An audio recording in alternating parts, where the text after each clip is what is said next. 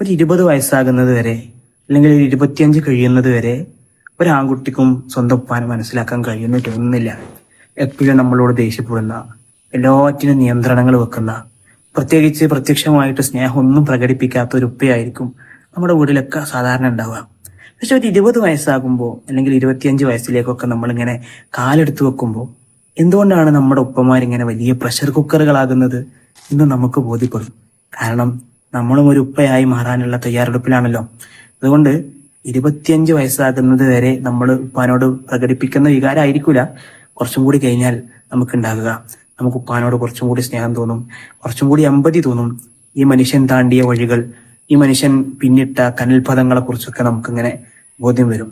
അതുകൊണ്ട് ഓരോ ഫാദേഴ്സ് ഡേയിലും കഴിഞ്ഞ 18 വയസ്സായപ്പോൾ ഞാൻ എൻ്റെ ഉപ്പാക്ക് കൊടുത്ത വാല്യൂ ആയിരിക്കരുത് 25 വയസ്സാകുമ്പോൾ ഞാൻ എൻ്റെ ഉപ്പാക്ക് കൊടുക്കേണ്ടത്. 25 വയസ്സാകുമ്പോൾ ശരിക്കും നമ്മൾ നമ്മുടെ ഉപ്പാന്റെ വാല്യൂ മനസ്സിലാക്കും. പണ്ടേതോ ഒരു പാട്ടിൽ പറഞ്ഞതുപോലെ, ഉടച്ചവനെ എൻ്റെ നെഞ്ചിലെ ഈ ഒരു മൺവിളക്ക് ഒരിക്കലും ഊതിക്കെടുത്തരുതേ എന്ന് നമ്മൾ അറിയാതെ പ്രാർത്ഥിച്ചു പോകും.